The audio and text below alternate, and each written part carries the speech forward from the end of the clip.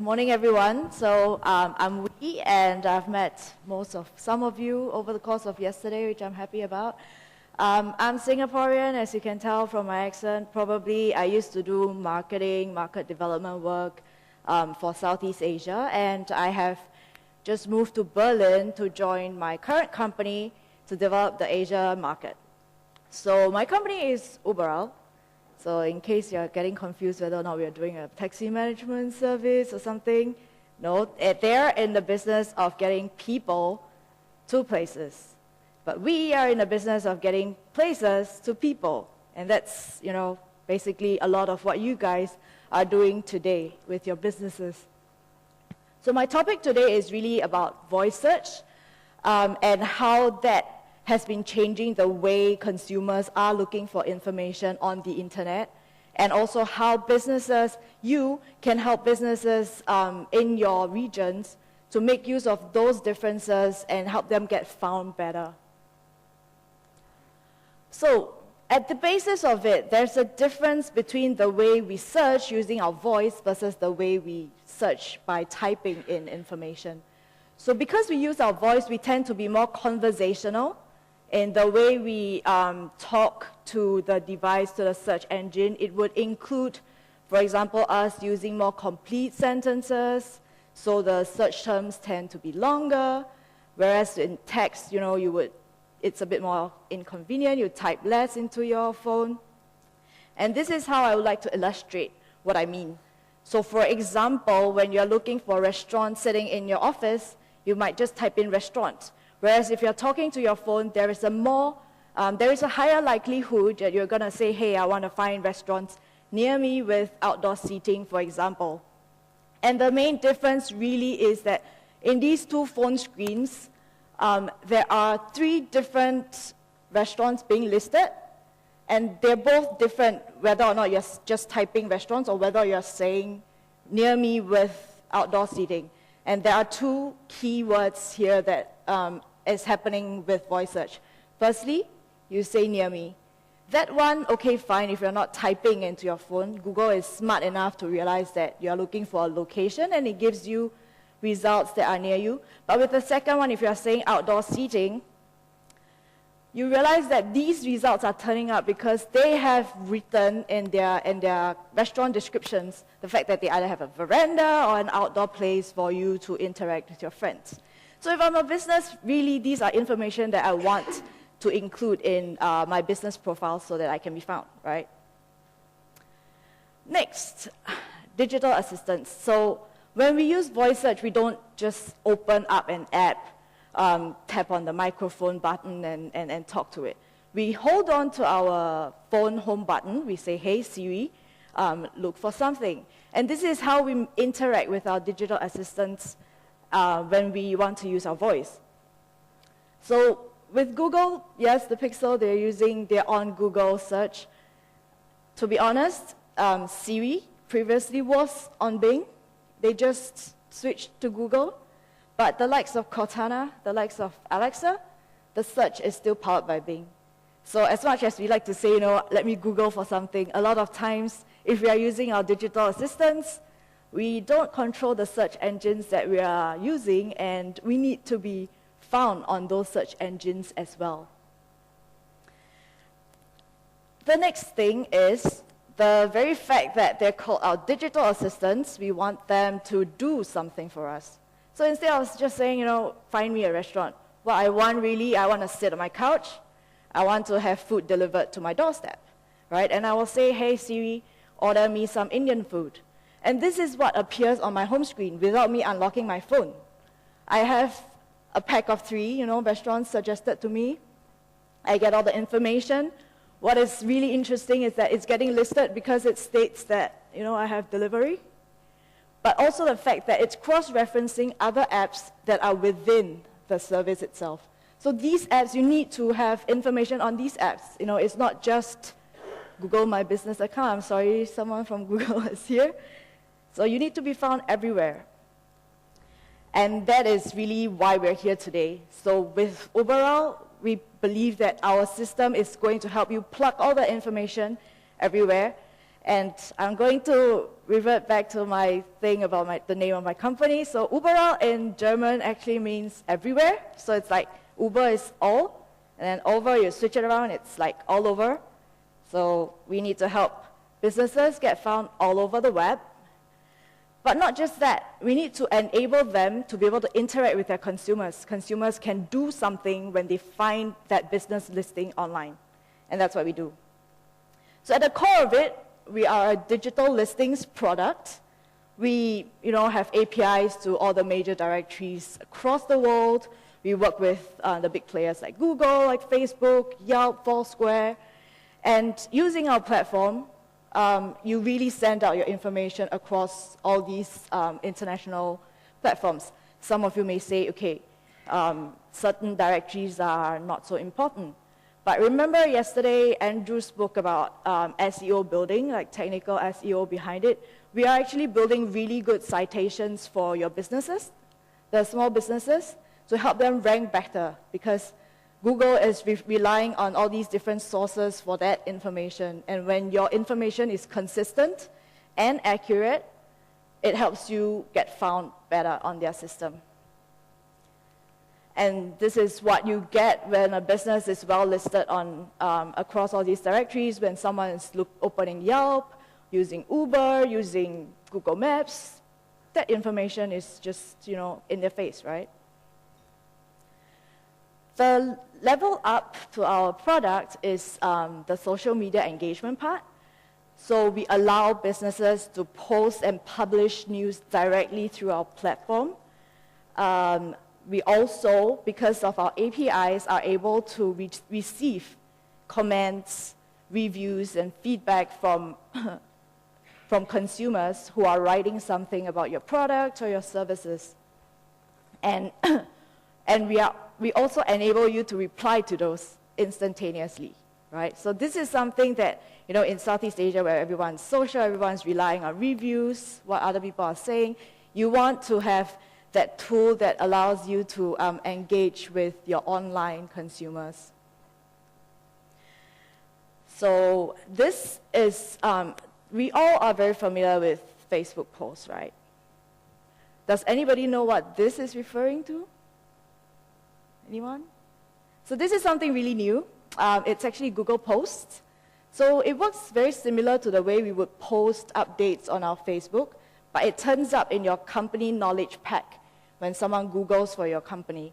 And you're able to have information, say this week your company is having a campaign, you want to put up a promotion, you want to highlight certain items on your menu. This is exactly the feature that will allow you to do that. And why I'm highlighting this is because we have strong working relationships with the likes of Google, and we are actually one of the first few companies who are offering the direct platform for you to post through us into Google Posts. And this is something that Google has launched to really specifically target the SMB market and giving them the chance to have better, more enriched data and information to interact with users online. So after I've shared about the trends, what we can do, what is the market for us, all of us here? So there's always this, I would say, oxymoronic thing going on when I'm talking to people about technological trends in Southeast Asia. So on one hand, our consumers are super, sucked into social media. We use it so much. People in Thailand, we're like the top 3 country in the world in Thailand, for number of Facebook users, for example.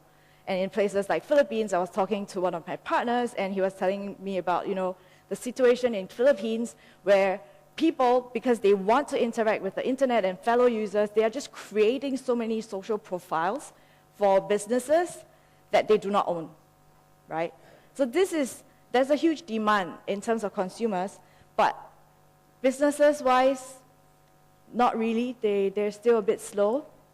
So for example, 60% of all Thai consumers, they would research for product online, but then 90% of those SMEs, they're not found online. 60 million Facebook users in Philippines alone, right? 90% of the SMEs are still not online. In Malaysia, we have 65% of people using social media on their phones. Guess what? 85% of the SMEs are not even on social media, right?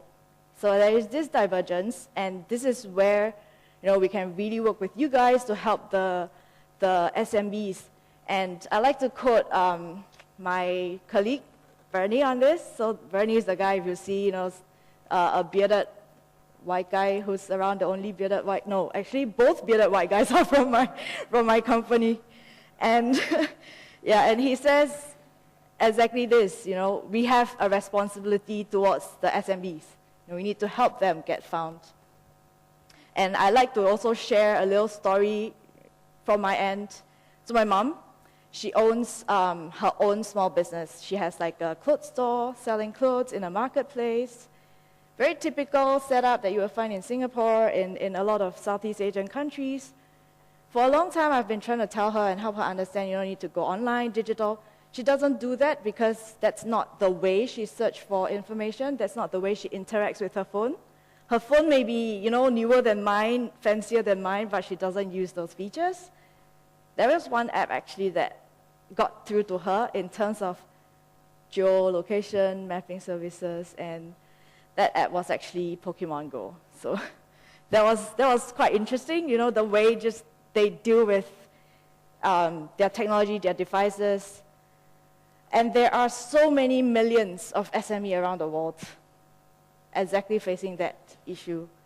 And the largest bulk of SMEs in the world, 50 million, 40% in Asia, exactly what is supporting my visa right now, this promise and hope for Asia that we can capture this market.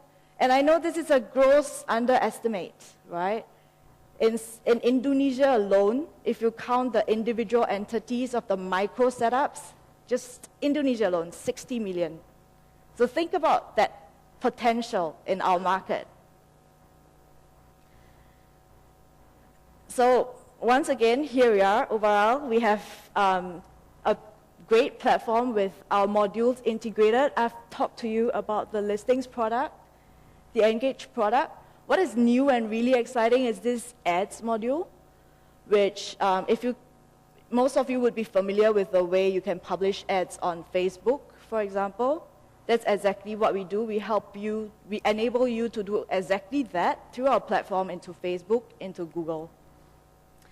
And a really robust set of reseller tools, complete with reporting, complete with notifications that you can use as a reseller to have a good overview of all the small businesses that you're working with, how they're doing in the market, their completeness, how their activity online is like. And now, really one of the main things is increased market share. So helping to acquire new customers. This is what one of our largest resellers has done. This is a status checker that they have used from us. They put it on their website. So whenever a business owner wants to check how prominent they are across directories, they use that tracker. They put up the price list next to it. And because this tracker turns out results of all the different directories that are important in their market and whether or not a listing is found, whether or not it's accurate, the business can visualize for themselves what kind of output they are getting with our product. And that has proven to be really successful in entering and getting new adoption, for say an entry-level one-on-one product, for example.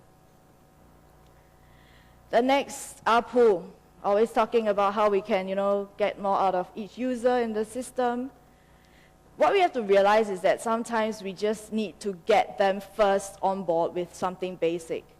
And then after that, level it up with something more premium. So one very typical way we do it is first, the listings product. A lot of the SMBs are very familiar with that. They've subscribed to your companies, your yellow pages for the longest time. Tell them, listings, you're going digital with it. And then next, when they start seeing, activity going up in their social media, they want the ability to be able to engage with those. And that's where you bring in that premium feature of engaging with their comments and reviews. So when I talked about that, really there is this curve.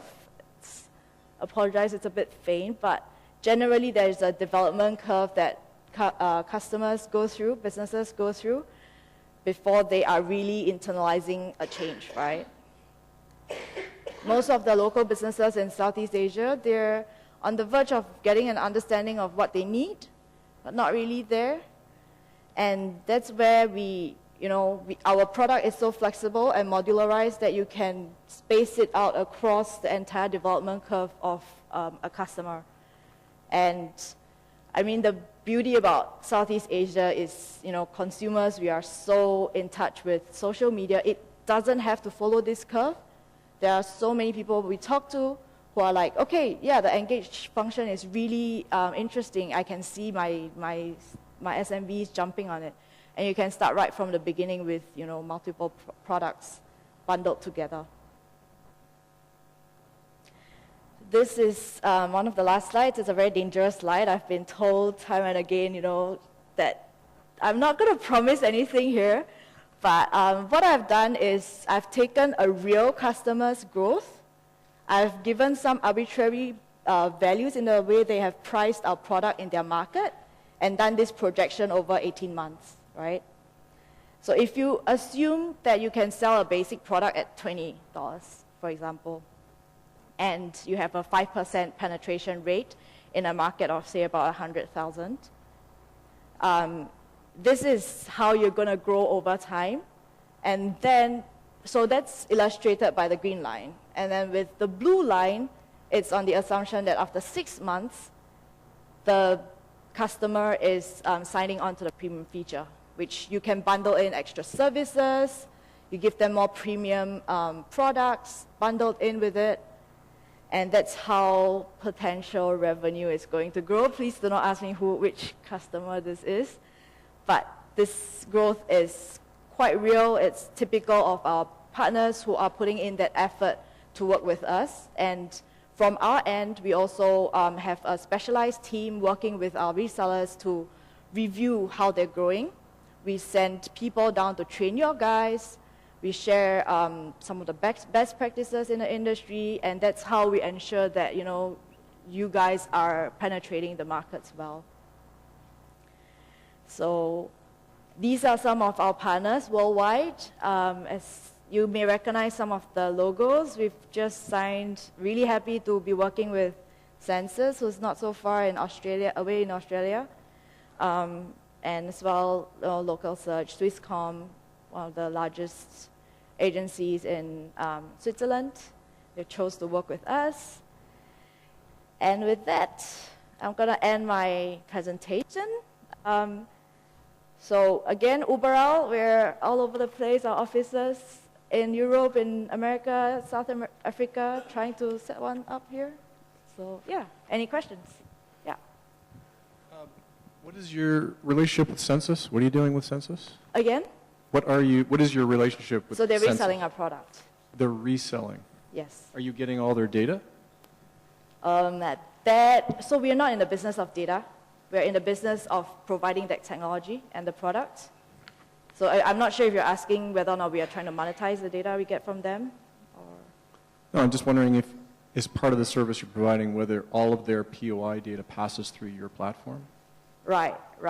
So yes or no, I guess, is what I'm asking. So that is a very broad question, and if I can just maybe elaborate a lot more about what we do.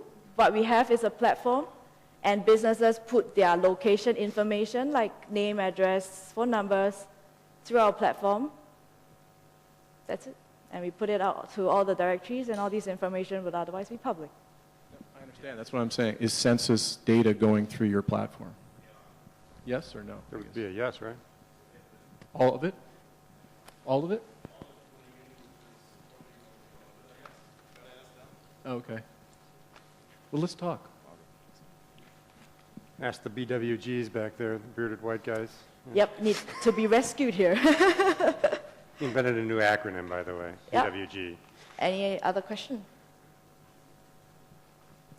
No? I'm a little curious. Uh-huh.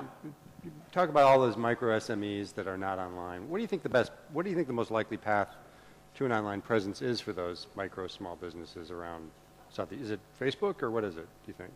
A lot of them have done Facebook because it's easy, but I think there's a lot of opportunity here and potential here for like the Yellow Pages company. Well, sure, but what do you think? Always. I mean, what do you?